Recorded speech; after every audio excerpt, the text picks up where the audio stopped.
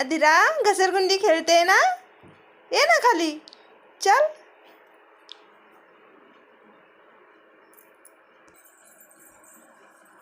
अदिरा दरवाजा वाजलेला आवाज येतोय का? चल बरं बघू आपण कोण आहे.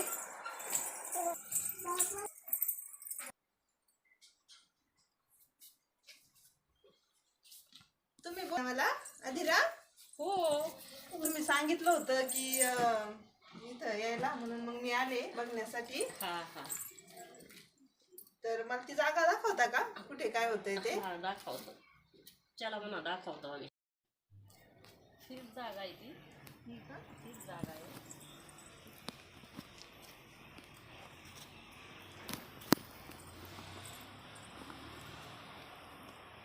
मला थोडंसं साहित्य पाहिजे. अदिरा तांदूळ आहेत ना तुमच्या घरी? ठीक आहे, मग मला ना थोडेसे तांदूळ, पाणी आणि हळदी कुंकू पाहिजे. चालतं. तू घेऊन येशील ना? नाही, मला भीती वाटते. तुला भीती वाटते? मी आले ना आता, तू घाबरायचं नाही. मी तुम्हाला नक्की उपाय सुचवून देणार आहे. तू घाबरायचं नाही. मी सांगितलंय तेवढं घेऊन येणार ना? हो म्हणा हो. तुला तांदूळ माहिती आहे का? तांदूळ माहिती आहे ना तुला? ठीक आहे, तांदूळ घेऊन यायच्या. मी तिथून विचारलं. आदिरा आपल्याला तांदूळ ते द्यायचेत ना त्या मावशीला. चला.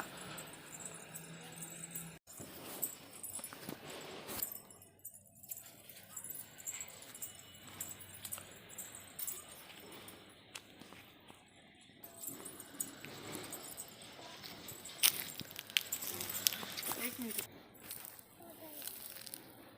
आणलंस तू तांदूळ? आणले. हळदी कुंकू नाही आणलं का? हळदी कुंकू घेऊन ये ना. हळदी तिथे वेळच लागेल. देते माझ्या जवळ. पाणी सांगितलं होतं मी. पाणी घेऊन ये ना. मला भीती वाटते. तू का घाबरतेस? मी आहे ना. जा घेऊन ये.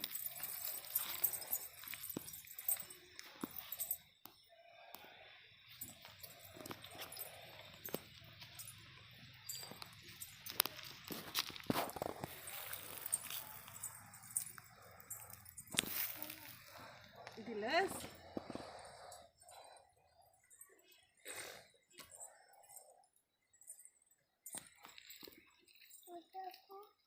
नाही, मी टाकते ना. तू खूप हुशार आहे ना.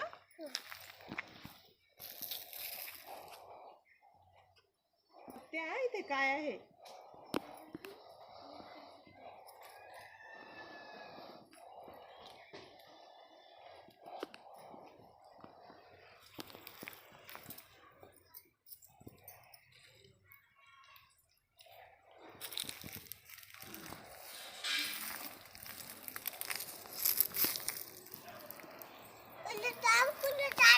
बऱ्याच दिवसापासून आम्हाला इथे असे आवाज ते पण येतात, आणि लिंबू ठेवलं होतं ते पण लाल झालं.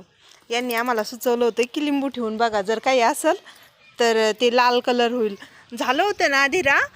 लिंबू कसं झालं होतं, लाल ना. आणि आम्ही खूप घाबरलो, म्हणून तुम्हाला बोलवलंय. त्या लिंबाचा कलर तर लाल झालाय ना. तर मी आता बघते नेमकं काय आहे. आदिरा तू पण बस इथे.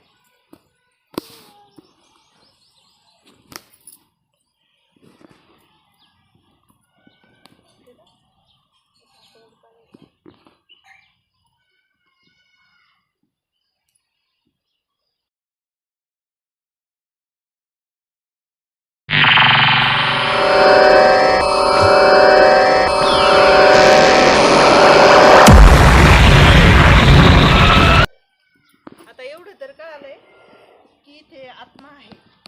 कोणाचा तरी आत्मा आहे, तो मुक्तीसाठी धडपडतोय. तर बघते मी काय आहे नेमकी, तो काय म्हणतोय, त्याचं काय म्हणणं आहे. तो काही त्रास तर नाही देत ना धीरा तुम्हाला? नाही ना. पण बघते आता.